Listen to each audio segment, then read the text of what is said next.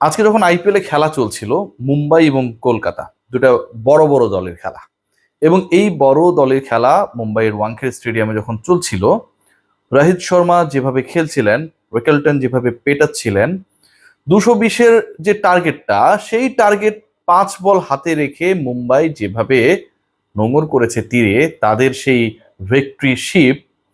অপরদিকে একই সময়ে খেলা চলছিল করাচি আর লাহোরের, এবং সেই ম্যাচটায় ছিলেন যার থাকার কথা ছিল এই ম্যাচে, যার খেলার কথা ছিল এই ম্যাচে, যার বল করার কথা ছিল কলকাতার হয়ে, মুস্তাফিজুর রহমান।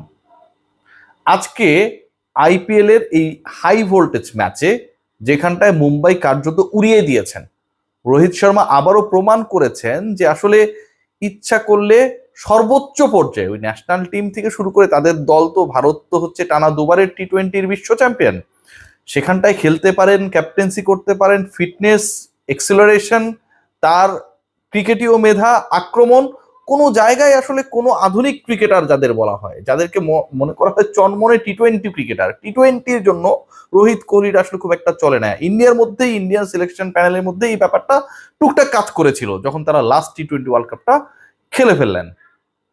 সেই রোহিত মনে করিয়ে দিয়েছেন যে আসলে ফুরাবার নয়। বন্ধু বিরাট কোহলি একদিন আগে করেছিলেন, অপরাজিত ছিলেন, রোহিত আজ পিটিয়েছেন দলের হয়ে সর্বোচ্চ স্ট্রাইক রেটে, 205 স্ট্রাইক রেটে একলা দেখিয়ে দিয়েছেন যে আসলে 220-এর টার্গেটটা খুব বেশি মুম্বাইয়ের জন্য দুঃসাধ্য না। আলোচনা হচ্ছে যেই জায়গাটায় যে আসলে এই রোহিতের প্রশংসা যখন করা হচ্ছে, তখন অপর প্রান্তের বোলাররা পিটুনি খেয়েছেন, বেদম পিটানো হয়েছে কলকাতার বোলাররা।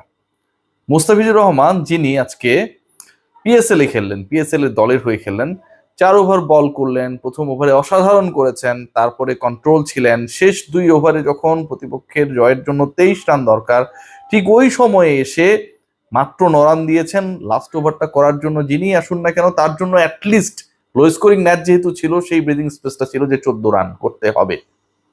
প্রথম বলে 4 খাবার পর পরে প্রত্যেকটা বলে সিঙ্গেল দিয়ে মুস্তাফিজ বুঝিয়েছেন যে আজকে হয়তো কলকাতার হয়ে এই ম্যাচটায় যদি তিনি থাকতেন, হয়তো অন্যরকম কিছু হতে পারত। এখন আপনারা বলতে পারেন যে মুস্তাফিজ আইপিএল এ খেলে, কলকাতার হয়ে খেললেই আজকে অনেক কিছু করে ফেলতে পারতো। সেটার আসলে গ্যারান্টিটা কোথায়? গ্যারান্টি আছে ভাই। দেখুন, আজকে মুম্বাই শেষ পর্যন্ত যে ম্যাচটা জিতলো, সেটা 5 বল হাতে রেখে, 5 বল হাতে রেখে। মানে কলকাতার বোলিং ডিপার্টমেন্ট যদি, নাইট রাইডার্সের বোলিং ডিপার্টমেন্ট যদি আরেকটু কন্ট্রোল হতো, ওই মুজারাবানির, যাকে হচ্ছে ইন্টারেস্টিংলি 3 ওভারের বেশি ক্যাপ্টেন বল করানোর সুযোগ অথবা সাহস পান নাই, 34 রান দিয়েছেন, বেদম পিটানি খেয়েছেন। এবং একই সাথে যদি বৈভব আরোরার স্পেলটাও দেখি, সেটাও হচ্ছে ভয়ঙ্কর। 4 ওভারে দিয়েছেন 52 রান এবং ইকোনমি 13। এই মুজারাবানি, মানে ব্লেসিং মুজারাবানি এবং বৈভব অ্যারোরা, এই দুজন মিলে 7 ওভার যে করেছেন, মানে হচ্ছে 42টা বল যে করেছেন, এই 7 ওভারে তারা দিয়েছেন একজন 34 আর একজন 52, মানে 86 রান দিয়েছেন 7 ওভারের মধ্যেই। জয়ের যে টার্গেট ছিল, সেই টার্গেটে 40% রান এই 7 ওভার থেকেই অ্যাচিভ করেছে মুম্বাই ইন্ডিয়ান্স।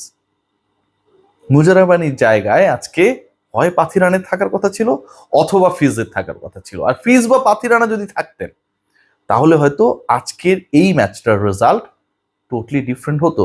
ওই যে বললাম যে 19 ওভার 5 বলে শেষ পর্যন্ত গোল অ্যাচিভ করেছে মুম্বাই ইন্ডিয়ান্স, এবং এই 19 ওভার 5 বলে গোল অ্যাচিভ করতে গিয়ে তারা তাদের, মানে ওপেনিং যে পার্টনারশিপটা ছিল,